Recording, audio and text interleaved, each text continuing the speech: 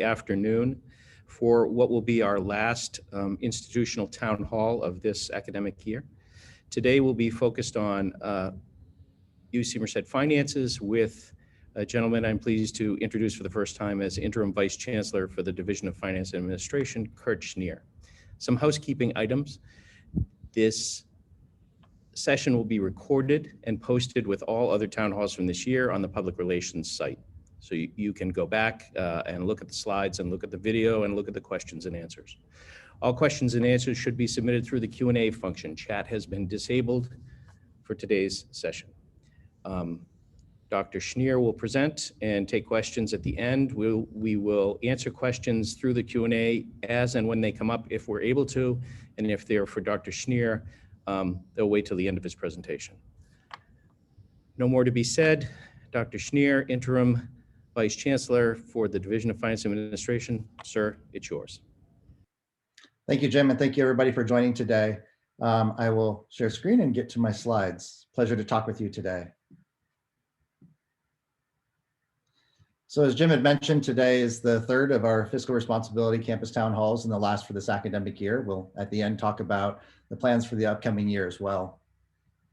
For today, what I really wanted to do is provide you sort of an update on our current financial status and some of the responses we did today, or actually not today, but this year, and also give you an understanding of some of our cash balances and some of the impacts that this current year has had on our cash balances. We're going to then turn to sort of the future fiscal responses that our campuses are focusing on moving forward. We'll talk about the update of our stimulus funding. We really are going to be looking at increasing our revenue sources. So I want to provide some description of those drivers for the upcoming year. We're also going to be talking about a budget call process that we've been working on as a campus to help align our resource allocation with our strategic plan across campus, and some continued partnership we have with the Office of the President. We're going to discuss some of the fiscal conservation measures we'll be taking for fiscal year 22, which is going to be utilizing the budget call process and have actually been underway for the past month. And we'll talk a little bit about future directions, and then thank you for all of your participation for the past year. First thing we're going to start with is the current financial status, and we see here two different pictures. On the left side, you'll see what the financial picture is for this current year that we are in right now, which is the academic year 2020-2021, or what we refer to as fiscal year, the FY21. We were projecting for this year was general revenue sources. When we talk about general campus, this would be everything that's not associated with our housing, our dining, our parking, our transportation, ECEC, hospitality. That's the general campus resources. So the student side of the, on the academic side with the students, we had expected revenues of a little over $300 million and expected expenditures of a little over 305, with debt about 42. Almost 43, with a net of about almost 48 million that we were going to be looking at in terms of a reduction this year from our cash balances.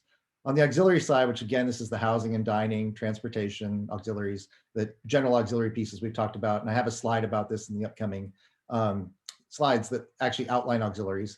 We had expected revenues of only about 7.8 and expenditures of around 18.2. This is predominantly because we weren't actually having active housing and dining on campus this year. We were only having about 500 students on campus. And our debt from auxiliaries is about $51.5 million, so it's net about 62. So what we were looking at was about around 109 million that we were expecting to have as losses for this year. Now, one thing I'll point out about the total on the left is this is not including the stimulus funding. If you look at our stimulus funding, which we'll outline in a subsequent slide, about 40 million of that money is actually institutional use over this year and the coming year. And so we'll be able to use that to sort of mitigate some of the losses we've had this year. For the upcoming year, and this is really, really highly preliminary, but for the upcoming year, we're looking at expected revenues about 301. It could actually be higher because we've had very, very strong application rates for the campus, and we're still waiting for the statements of intent to register to finalize, and we'll have a better understanding of that. And our expenditures are going to be roughly about 315 million. The debt is still going to be about 23.44. The difference between next year and last year was the availability payments we made on the 2020 project. So the net for next year is about 38 of a deficit. And then in auxiliaries, you can see the revenues will be restored. And some of the expectations about our revenues for auxiliaries still has a reduction in housing. We're not going to be looking at super high density housing. We're going to still be looking at within the health guidelines for the state to make sure that we're safe with the housing that we have for next year. And our expenditures are roughly about 33.5, and our debt almost 41 million. So we're about 18.7 million of debt at the end with auxiliaries. So the total is about 56.6 as we look at as a deficit for the upcoming year. I want to point out this is highly preliminary. This will depend upon the density of the students we have on campus, the enrollments that we have, and any final budget decisions by the state. So the state hasn't finalized their budget, and I'll have a little bit more discussion about that in an upcoming slide. Now, one thing we want to talk about is what did we do the past year? So for the past year, when we were focusing on the 2020-2021 academic year, we had a position control in place. This is where we were holding positions that became vacant for at least 6 months. We also were really looking considerably about other sort of new positions, contracts that were expiring, other backfills that were coming to play. We had a control over that. And I'll talk a little bit more about that as we talk about how we use the budget call to support our fiscal reductions for next year.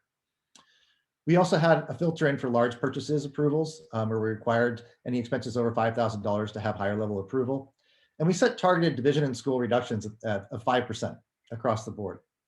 Now, one point is we didn't meet our targets of the 5% reductions. And granted, we made those targets at the beginning of the year after the year had already started. A lot of our payroll decisions had already been committed at that point in time. Our payroll was up almost nearly $11 million. However, we did have significant savings across the campus in non-salary. It was about down almost $8.5 million. But still, relative to the prior fiscal year, we were not 5% lower. So what this has done is it's reduced our campus cash balances, and this reduced predominantly through our significantly reduced revenues and our higher than targeted expenditures. I'm going to progress to one more slide and then take questions because I see there's a couple of questions. But I want to talk about how this is manifested in terms of our cash balances.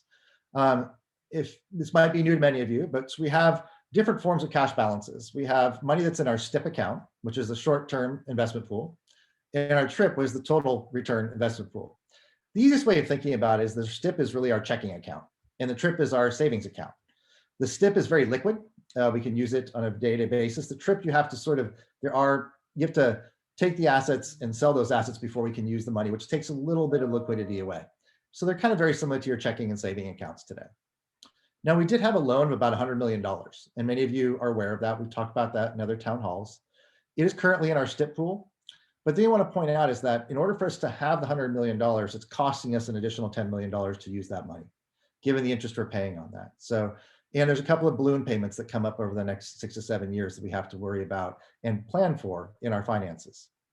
Now, one thing we're required to do as a campus is to retain 60-day cash on hand balances. Now, this is to ensure that we have enough money to pay the bills for 60 days. We can use that $100 million to bridge our 60-day cash requirement. And just to roughly speaking, it's almost, for our campus, it's about $1 million a day. So it's about $60 million, a little less than that. I want to provide an illustration of what's happened to our cash balances. So what we can see is the cash balances for the past 4 years. And this is the combination of our STIP and TRIP. Before we actually had the $100 million loan, we were around $140.6 million in cash balances. It went up to about 246. I should mention that some of this is because we actually got some good returns in the TRIP account, which is the sort of savings account, because a lot of that is actually invested in the stock market. And so we had returns that actually did benefit us. But as we can see, since that time, we've seen a decline in our cash balances from about 246 down to 178. And this will continue to decline for the duration of the academic year. And so that's actually that 100 million piece that we're looking at as a reduction.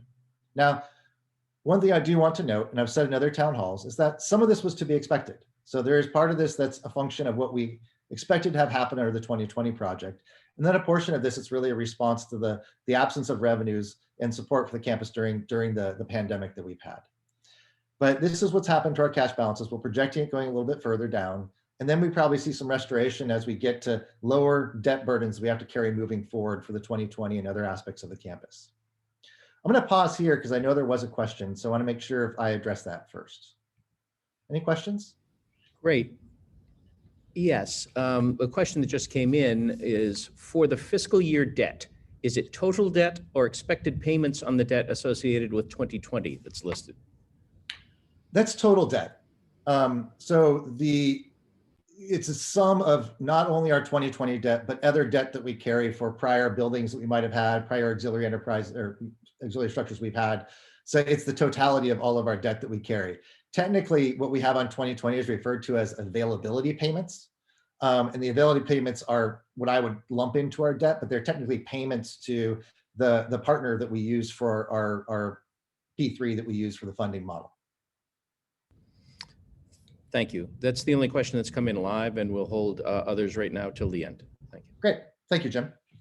And please feel free to ask questions as we progress. So having talked about what we've done for the past year and how that's changed our fiscal conditions right now, I want to talk about what we're doing for the upcoming year. So over the upcoming year, there's another set of things we're going to be doing to sort of improve our financial health. We are going to use the stimulus funding, and we're going to be able to use this to cover portions of our lost revenue sources. So that will help mitigate some of those losses that we just went over. It'll also be used to cover some of the COVID-related expenses that we have, like our testing and vaccination. We're going to really be focusing quite a bit on the campus on our growth and how that relates to our revenue streams.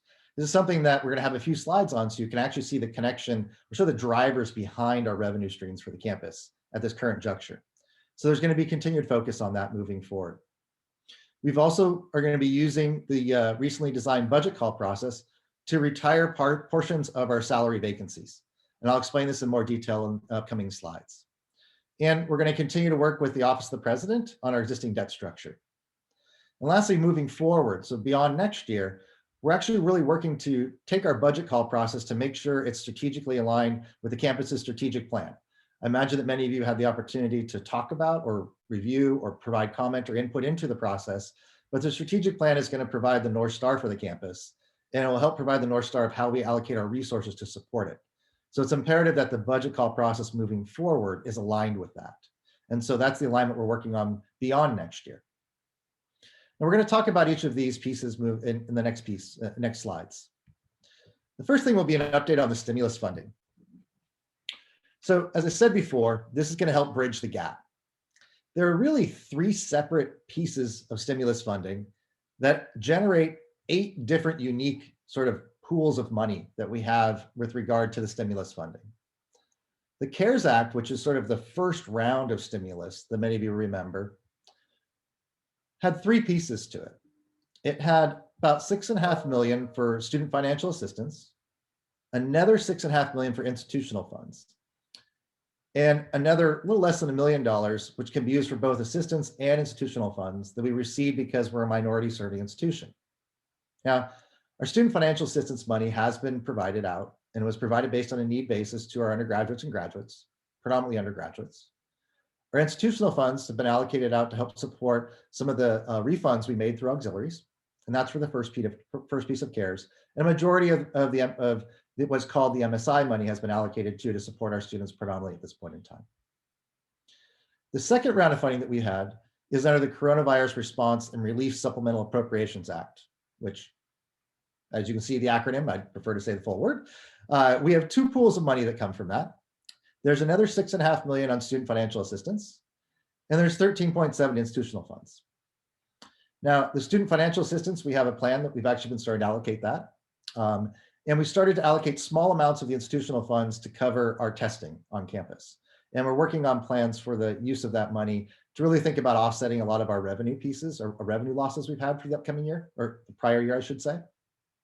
And then there's the new piece of legislation that was coming forward, which is the last round of the stimulus, which we haven't got it hasn't been finalized entirely yet, but the Association of Public Land Grant Universities has estimates for what this means for our campus right now.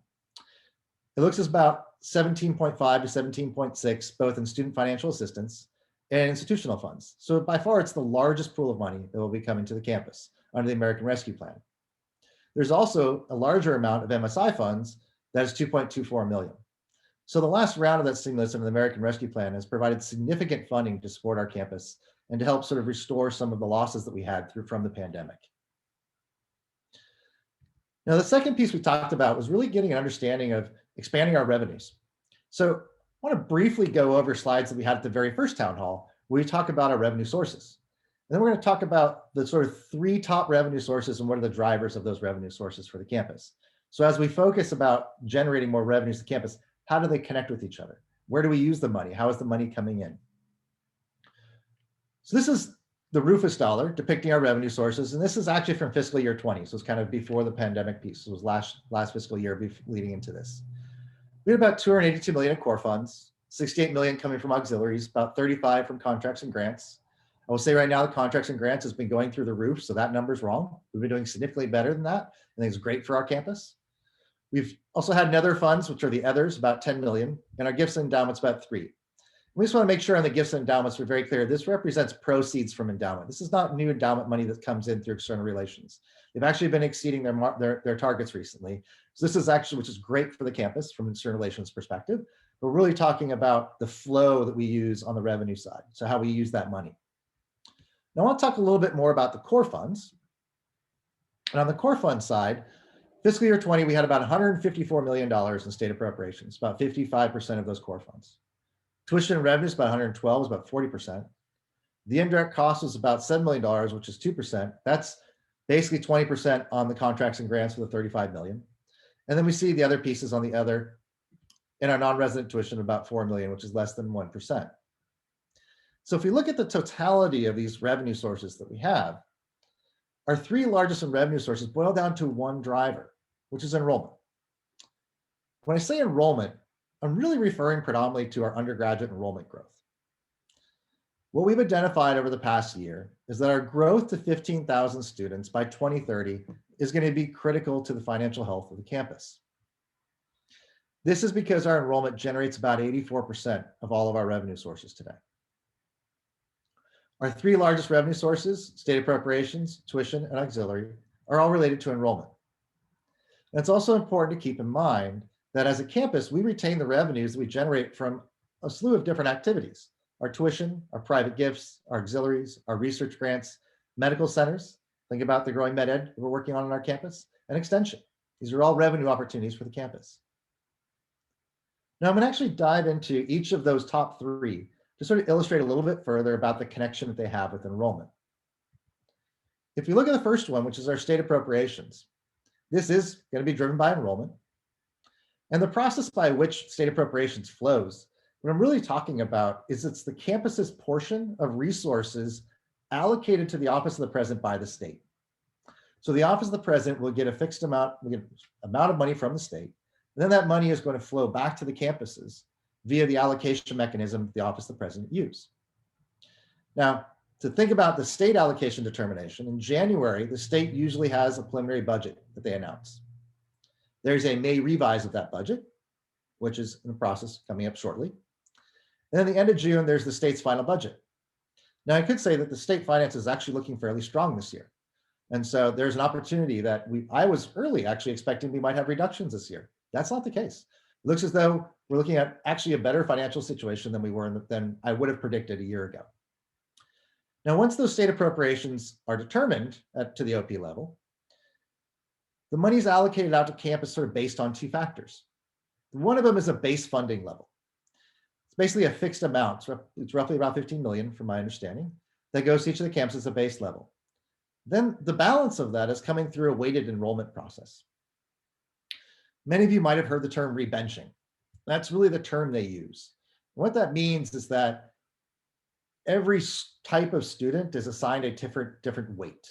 So an undergraduate student has a weight of 1, graduate student 2.5, medical student 5, other graduate students, I believe, 2. So there's sort of a weighted enrollment piece. Those weights are then used against the actual enrollments to generate a weighting factor that then allocates the money to the campus. That's the rebenching. The principle behind rebenching is that the dollar amount provided to every student should be independent of the institution at which they're served. That's the purpose and the principle behind rebenching. Now, currently, we are actually not part of rebenching.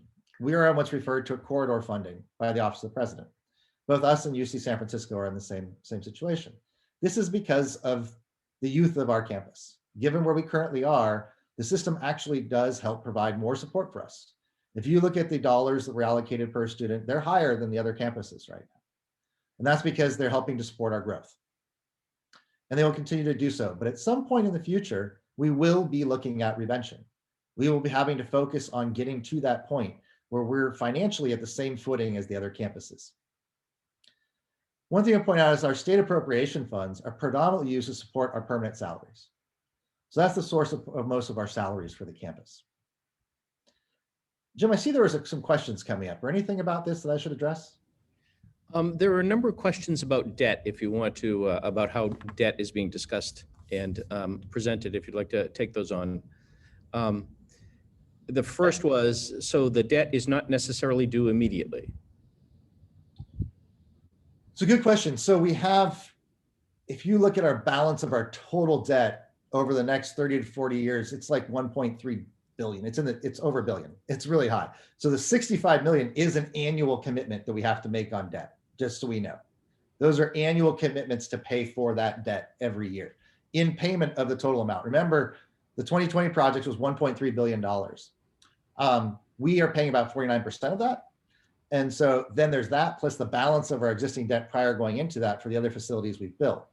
So we're over $1 billion that we have.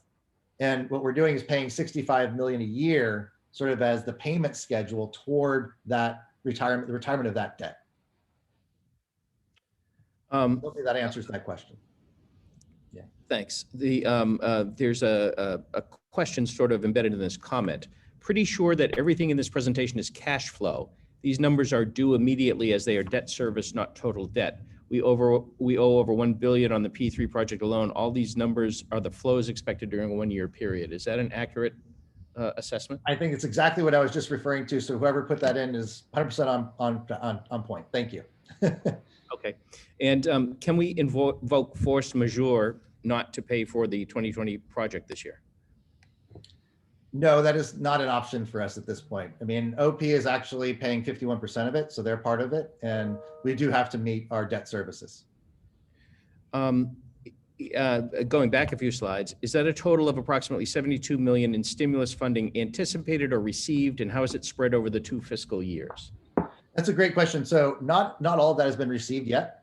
The last piece of stimulus has not been received. The other parts have, and we've allocated pretty much most of the financial assistance piece. We've worked on those allocations now. We're still working on the institutional piece, which is that 13.7 from the second round. We have not allocated most of that yet. So the only funds that have actually been received on campus were the first 2. The latter third, which is the larger, has not been allocated. We have not received any of that money yet because it's still, the finality of that has yet to be determined. These are the estimated amounts from the APLU. And I believe this refers to, but I'm open to correction, your message about enrollment growth. Isn't this the same messaging we received about getting to 10,000 students by 2020? It's a really good question. Yes, it is. It's a very similar messaging. We are behind on the 10,000 students. But if we look at the other things that we're looking at doing as a campus, and also, want us to say that the 10,000 had other embedded assumptions in there. There was assumptions that were in there about what might look like for tuition, what it might look like for non-resident growth, what it might look like for growth in other revenue sources, what our auxiliary revenue base should look like. So there were other assumptions in the model that have not necessarily 100% materialized. So we have to have slightly, the number for that breakpoint is actually higher now, but we do need to get to the 15,000 for everything else that we want to do as a campus, because we're aspiring to be an R1 institution, and that R1 institution is going to require other revenue sources to support it. Thank you. Now, to go to the tuition revenues, this is the second large pool of money that we use for the institution. Our resident tuition is about $11,442, with fees $13,500. The non-resident add-on is about $29,754, apologize. And one thing you want to think about with our tuition is about a third of that tuition for undergraduate goes to return to aid. This is money that we put into financial aid for the support of our students. This is a requirement at the OP level, but we do that as a campus. And at the graduate student level, the return to aid is 50%. For those who are graduate students or graduate student directors or work with graduate students, it's important to note that 50% provides the base funding for graduate groups on our campus. That's where that money is used. But from a campus's perspective, it's really the net tuition to campus that we must account for after the return to aid when we're thinking about our finances. Did I break up there? Is everything okay? I apologize. No, everything's okay. I froze for a second, I apologize. Now to give you an understanding of where the tuition dollars are used, these are primarily used to support the following for the campus. We have our temporary academic support. This is our lecturers, our TAs that we use on our campus. So it's primarily those temporary academic support items. We use it for faculty startups, use it for our student support, and we recently use it for our owner cost payments. So you can see where we're actually using those tuition revenues to support the campus. Our third largest revenue source we have for the campus is our auxiliaries. This is primarily the source is the exemplary service provided by housing and dining. So this is the services we provide to our students in the housing and dining area to support them on campus. Both of these are driven by the same factor, which is enrollment. It's about 90% of total auxiliary revenues are coming through housing and dining. The other 10% are going to be your parking, transportation, bookstore, hospitality, ECEC. Those are the other pieces of it. Roughly speaking, on average, the housing cost is between about $13,000 to $14,000 per year per student. It varies. I mean, if you're in a quad, it's significantly lower. If you're in a single, it's higher. So it's sort of a range that we have here. Our dining cost is about $4,400 per year per student. And this is really the auxiliary revenue source from having the students on campus and serving them on our campus through our services. One thing to point out is that when we built 2020 and we built the campus out, we are expecting to use the net revenues from our auxiliaries to cover about 80% of that debt. That's really the connection. So when we saw those earlier figures and we were looking at sort of the net sort of deficits that we'd have moving forward, a lot of it is related to the auxiliary revenue pieces. It's very sensitive to our auxiliary revenues. But what's happened is actually about less than 50% of our buildings are associated with auxiliaries. The others are in our balances of teaching and research buildings. So in essence, our auxiliary enterprise is actually supporting a fair number of the core mission areas of the campus. We're providing really good services to our students. The revenues from that pool are helping to support other parts of the campus. Now, I've defined how the revenues are flowing, and primarily all enrollment driven. I want to next describe about what we developed for our budget call process. And this is really being forward thinking. We've developed a budget call process to align our resources with the campus's strategic plan. There are 6 main principles associated with our budget call process. The transparency, predictable, has to be integrated, adaptable, accountable, and fiscally responsible. What we've done is use these principles to design a process. And we have a preliminary process in play for the development of a budget call process for the campus. This is going to be predominantly in the spring, but there are going to be a lot of activities in the fall that we do to sort of educate and set the campus up for this process. Provide sort of a rough timeline of what this looks like. We've identified sort of 3 areas. You have spring, summer, and fall. The spring is really where we have the determination of our baseline budget levels for the division schools. And we are developing what are sort of cost drivers for divisions and schools that we'll be able to use to figure out what their growth in costs are going to have to be to support their operations. We'll be developing preliminary budget estimates based on projected state budgets and enrollment expectations. We'll have budget call submissions in late spring. We're going to be using joint council, which is the committee of both the deans and the vice chancellors, to help sort of review these and prioritize these budget calls. The recommendations will be coming from the CFO and the EBC provost to the chancellor, and the chancellor will be making those announcements. And this would happen in the spring. One thing to note, though, is we won't know the realized final revenues at that point in time in the spring. So we'll have conservative estimates on those budgets. In the summer, we'll actually learn what the governor's finalized for state budget. We'll be able to do any revisions if they're necessary. Hopefully, we've had good expectations going in. We'll also be looking at our carry forward of funds. So if there are surpluses in particular divisions, we'll look at the carry forward for those funds. If there are deficits from the prior year, we're going to be reducing budgets for the upcoming year in accordance with those deficits. So we'll be having divisions and schools carry forward deficits. And the final budgets will be divided to the division and schools for the upcoming fiscal year. So by the time fall rolls around, the budgets will be in place and you'll be able to move forward with those budgets. Still, there's one unknown. We won't know the final enrollment figures. We're not actually going to know final enrollment until census. And census doesn't occur until the early fall.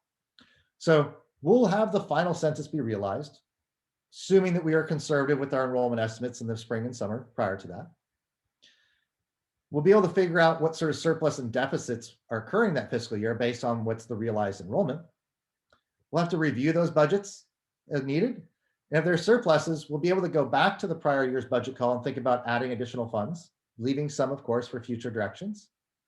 And if there's deficits, we'll have to look at spending target reductions to make sure that actually we're conservative with the use of our funds in accordance with our revenue sources. Fundamental principle here is to make sure that our revenues and our costs are aligned. This is something we need to achieve as a campus to be fiscally sustainable moving forward. Now, the other thing we talked about is, before I mention this, we are going to talk a little bit more about the budget call process and how we use it this year for some conservation measures. But before getting to that, I want to talk about some of the continued partnership with the Office of the President. And before really launching too much in it, I want to highlight a few things.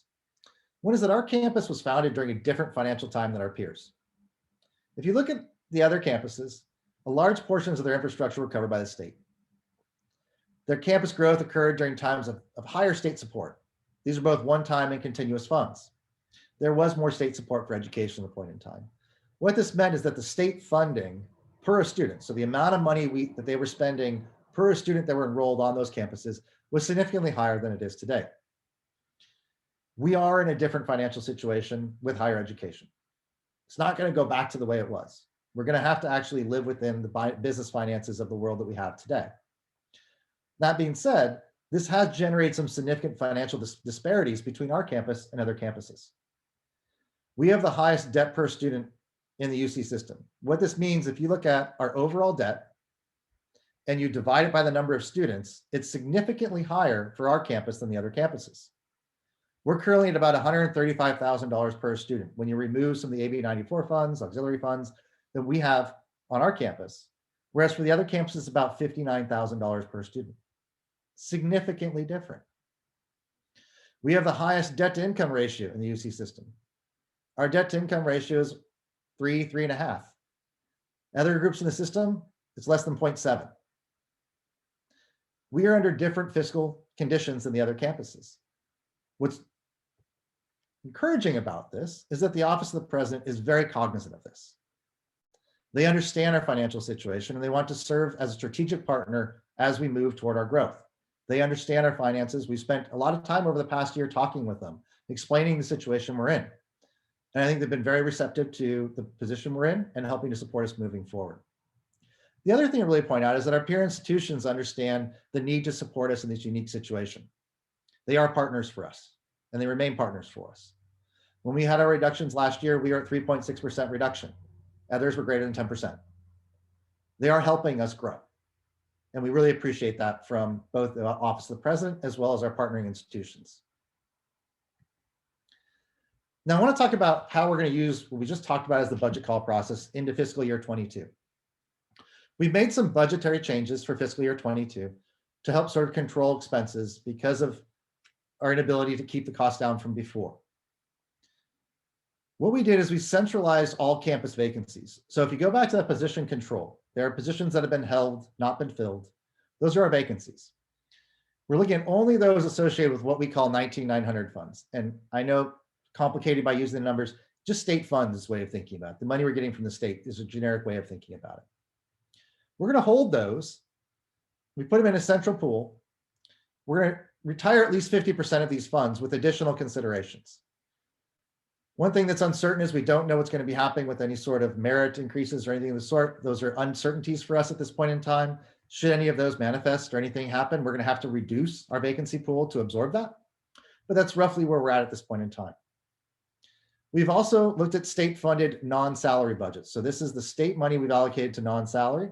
We're reducing those across the board on campus by 9.75%. If you're wondering how we got 9.75, it's 5% compounded 2 years from fiscal year 20. All those vacancies that we talked about before are put in the pool, trying to retire the 50%. We are doing one thing though. Once we establish budgets for division schools for the next fiscal year, we're providing them autonomy to management those budgets. We're trying to shift away from looking at everything in terms of FTE. We really want to create a culture where we think of things as budget management. You're in charge of your budget. You use your budget in accordance to meet your mission for your division and your school. Not necessarily FTE based. It's going to be dollar based. Now, when we did this budget call for fiscal year 22, we asked each of the divisions to provide a presentation. And this was done on April 6th and April 13th. They had 5 slides in 5 minutes. And from those presentations, they had sort of outlined the challenges they had for the upcoming year, any contracts they had expiring, their sort of requests for the upcoming fiscal year, and anything they were thinking about doing sort of in a sort of moving resources around to better meet the mission, right? So those are things we're talking about. Now, one other thing is we've had position control every week. That's not going to be the case moving forward. Position control will meet once a month for fiscal year 22 and only to look at the review of sort of extenuating circumstances, things that can't be handled internally within the divisions. We are still going to be holding vacancies for review, but still hoping that many people can maintain budget responsibility locally. Now, I want to provide sort of an example, an illustration of where 19900 funds have flown to the campus for the past year. This is the year-to-date growth by division in 19900 funds. So we can see on the academic affairs side, which is over on the left, we have the EVC Provost, Engineering, NatSci, Shaw. We see that growth up in those areas. Predominantly, a lot of the growth has been over in the schools and the Division of Finance and Administration.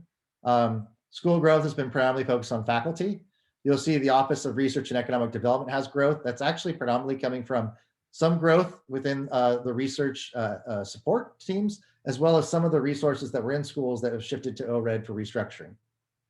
Division of Finance Administration, this is primarily associated with staffing for the Alpha Financials project.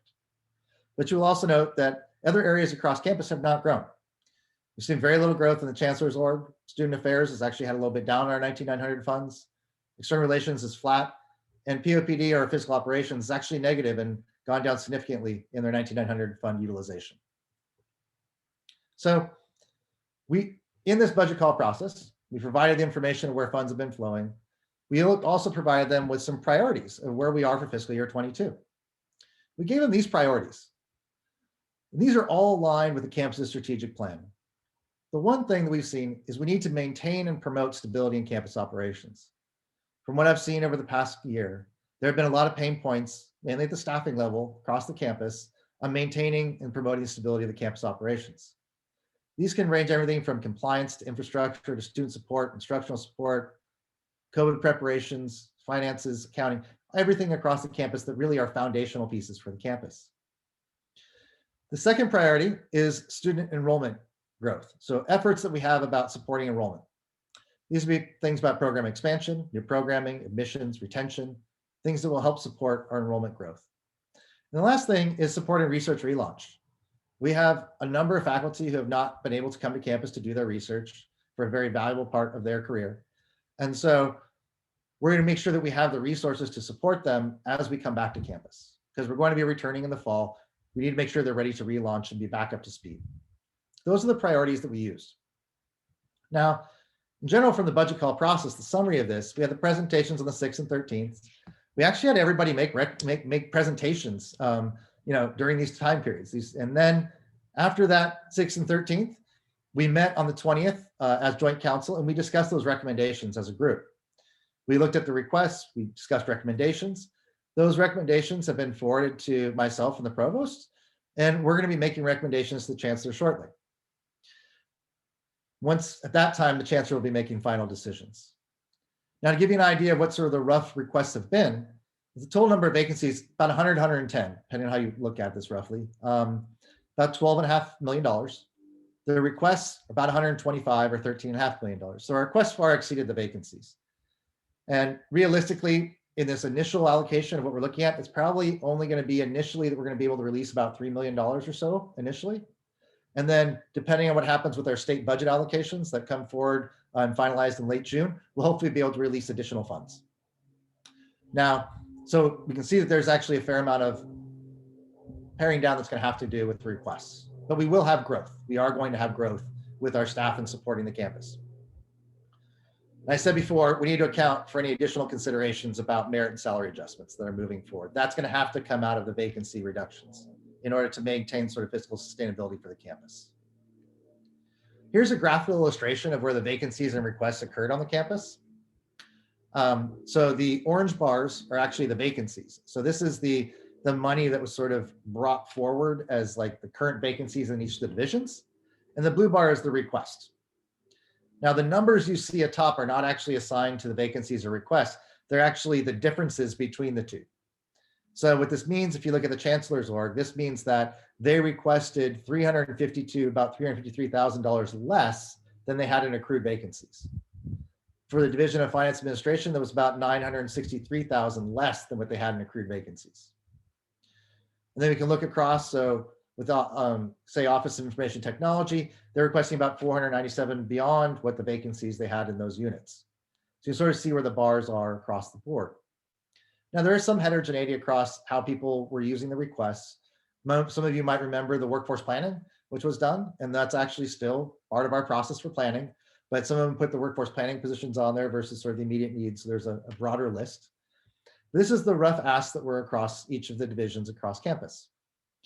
And so what we're looking at doing is looking at those total asks and awarding initially a small amount. We're looking at probably around 3 million. And then depending on what the state funding is going to be looking like in the July, another tranche of funds around the similar size to support growth and recovery. Now, what does this mean for future directions? Well, when President Drake was here in October, he had a great statement.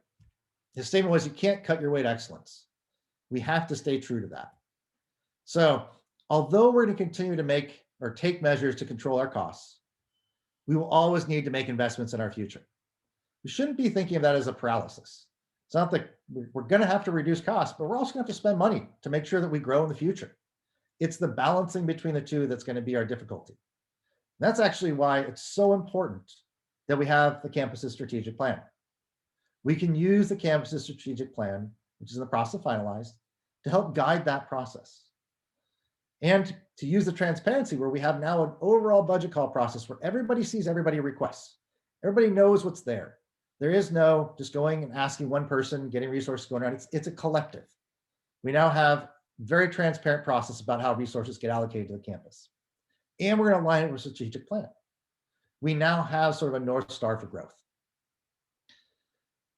The thing we want to think about is that we want to really be willing to sequence and prioritize our resource allocations.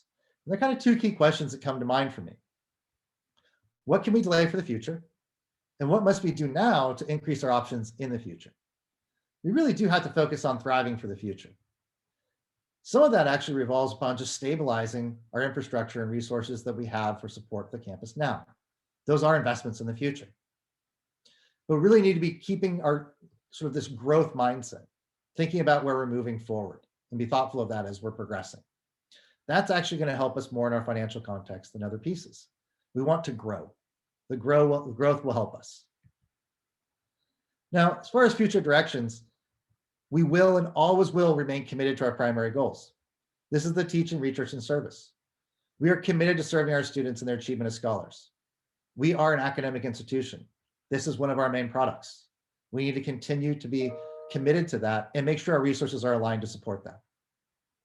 We're also striving toward the achievement of R1. Well, this is going to require revenue sources to do so. We're going to have to make investments, and we need those revenues to support that. There is a direct connection between our teaching and our research. They're integrally linked together, and they have to work together and support each other. Last part is our service. We are always going to be committed to serving the University of California in our region. This is part of our ethos. It's part of who we are as a campus, and we will continue to do so. So I know this is our third town hall we've had in Zoom. I want to say there's a lot of positive things to look forward to. We're returning to in-person in campus, which is going to be great for the campus. I'm looking forward to being back on campus. I hope many of you are as well. We now have the highest application numbers ever. This should yield our largest enrollment ever, which is really good for us.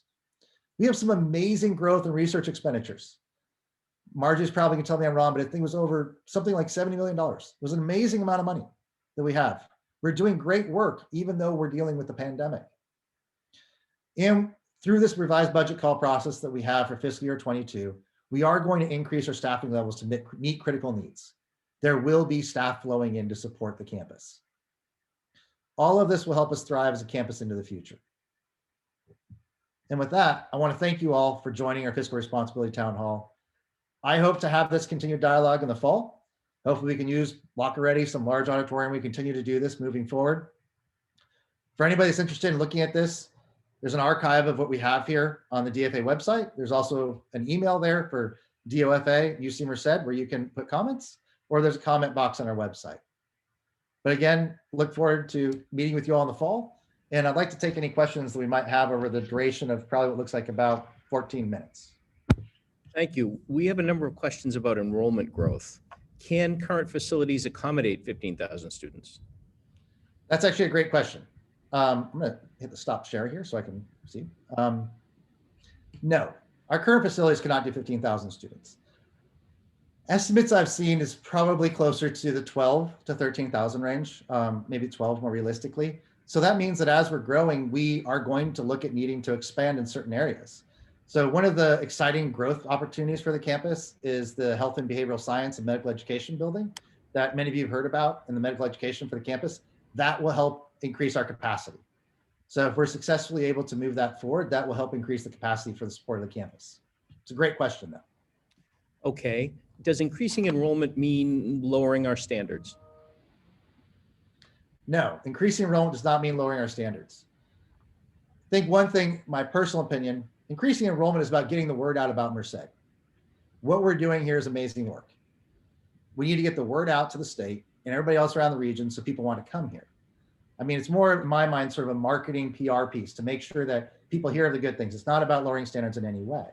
All these students that we bring are meeting the requirements of a UC student, and they will continue to meet the requirements of a UC student. So that flows into the next question, which is, will resources be allocated to admissions and enrollment and marketing to help meet the goals? That is a great question. I wonder if the external relations team has seeded this one, but I think we are going to have to think about spending resources and investments in getting the word out about the campus. At least from my perspective, that is something that we need to do. I mean, you go down to Southern California, I don't recall seeing a billboard of UC Merced. I don't know if other people have, but it's one of our largest bases. Our student base is in Southern California. We need to get the word out. That's going to take some investment. So I'd say, yes, those are probably one of those strategic investments the campus needs to consider making. And of course, increasing enrollment will mean more faculty and more staff, presumably. Is that part of the strategy, all under the umbrella of R1, the drive to R1? Yes, that's a great question. And what we have developed, many of you might remember is, or have seen it before, when we were dealing with the pandemic in the spring, we developed a financial simulation model for the campus. And this is partnership with FP&A and IRDS and others on campus. I really thank a lot of the people who helped with this. We were able to actually develop financial projections that go out 10, 20 years if we want to. And embedded in that is actually growth in our faculty, growth in our students. So we have payroll growth, enrollment growth, all targeted toward that 15,000, all looking at our cash balances. Growth is built into it, both on the expenditure side as well as the revenue side. Just from a historical perspective, if we look at it, for about every 1% growth that we've had in enrollment, we've had about a 0.78% growth in our payroll. So that's actually embedded in the model. And that would bring in additional faculty, additional staff. Those are sort of the margins that we've operated on moving forward. So that's a fundamental assumption of that growth. It's not growth without resources. Let's move a bit beyond the enrollment questions. Do we look at ROI or value added for each area to understand how to allocate budget? That's a great question about the ROI. I don't think we necessarily have in the past very well, but that's actually one of the fundamental sort of underlying principles. Well, I just take a step back. The way I see it, I would see that ROI is a very key component of the campus's strategic plan.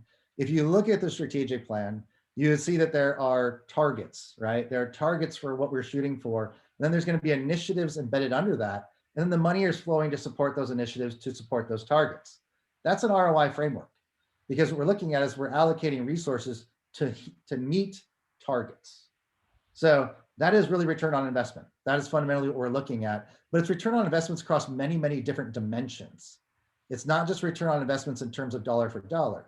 It can be return on investments in terms of meeting our goals with regard to equity, diversity, inclusion, or meeting our goals with student success, which does have financial relationships, or meeting our other aspects of our goals across the campus. It's meeting those goals with it's efficiently utilizing those resources to meet those targets. How do we incentivize divisions, schools, et cetera, to adhere to budgeting rules? This is in reference to perceived growth in spending when we've been asked to cut spending. So I don't quite understand the question. Could you repeat that, Jim? How do we incentivize divisions and schools to adhere to rules? The full question says, those division schools that have grown expenditures during the period when we were asked to reduce spending, will there be a consequence? Yeah, so it's a good question. Like, I think what we've seen, we did not have sort of the budget oversight or budget transparency a year ago or even a year and a half ago that we're dealing with now. So we were making a lot of decisions about hiring and other costs that we were expending before we were really thinking about things through this lens. And the pandemic has forced us to look at things a different way. So I wouldn't go down as saying we're penalizing anybody in those situations. Those were decisions that were made before. We're going to have to actually make adjustments to account for those. So it's not like we're talking about cutting because of that in any particular way. We have to just make true the commitments we've made. This being said, and I kind of, maybe it's getting a little bit underlying this, maybe I'm not quite answering it properly, is that we can't just keep putting money in at things and hoping that things work. We're going to need to make sure that we're efficient with the use of funds and we're thoughtful about the use of funds. So it isn't just continuing to put money at things. We need to efficiently put resources at, which means it is less money perhaps to support the same goal than what we might have done before. So I'm more focusing on efficient use of the money than anything at this juncture. Hopefully that answers somebody's question. If not, please put another one in the Q&A so I can follow up and make sure I address it. Looking at the budget process, is there a specific role for the Senate or CAPRA? Yes, there's actually an incredibly important role for the Senate and CAPRA in this process. Currently, I will say right now, the process is deficient when it comes to the Senate. Right now, the way we were looking at it this year, there was only the chair of CAPRA, so Patty Wang, thank you for participating and doing this, was on joint council and participated in that. We do need to enhance the involvement of the Senate in our budget call process.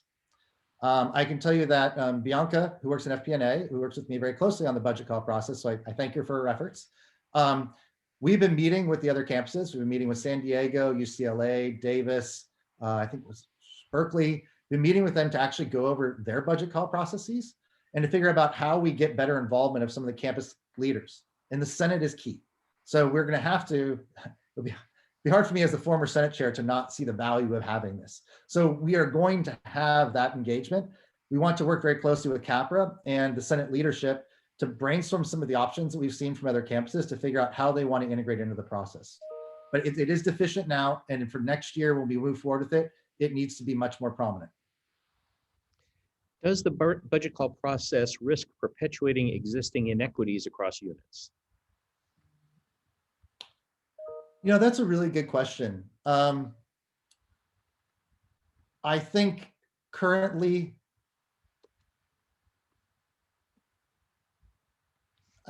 I don't know, I can't say currently it does or doesn't, but I could say it's not necessarily addressing what could be equity issues.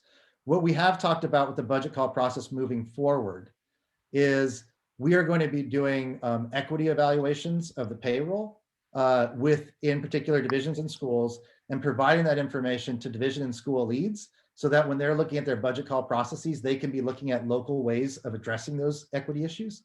So I'd say the current one that we're doing for fiscal year 22 did not do that. So I guess there's a deficiency there. What we are trying to do is design it so that issues of equity for our staff, faculty moving forward are built into that process.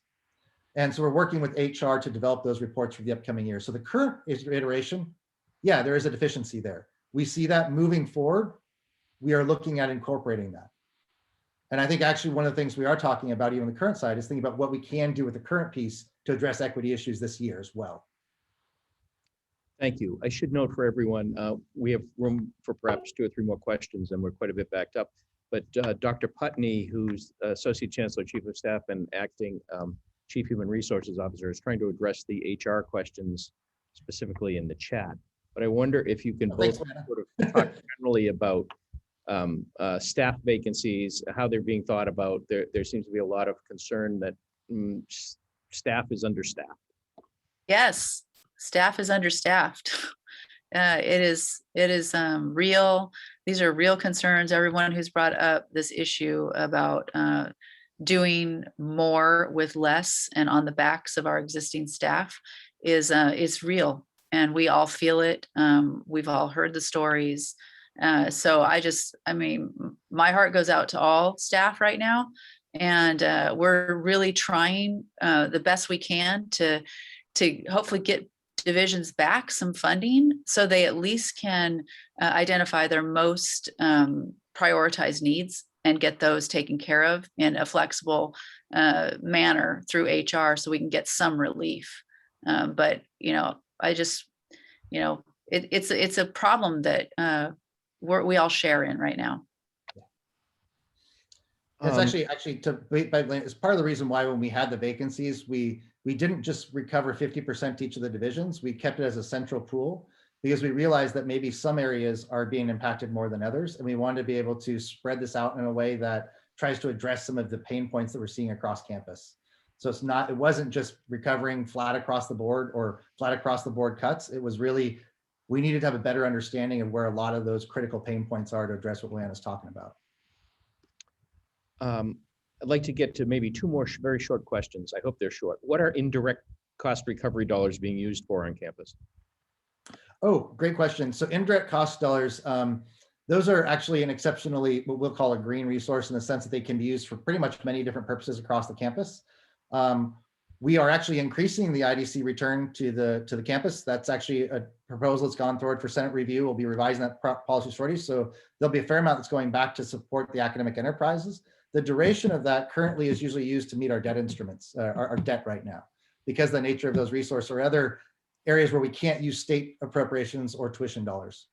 And it is a small amount. It's about 7 or 8 million a year right now. Thank you. And another very specific question, will a communication be sent out to faculty about their internal external balances that are not up to date?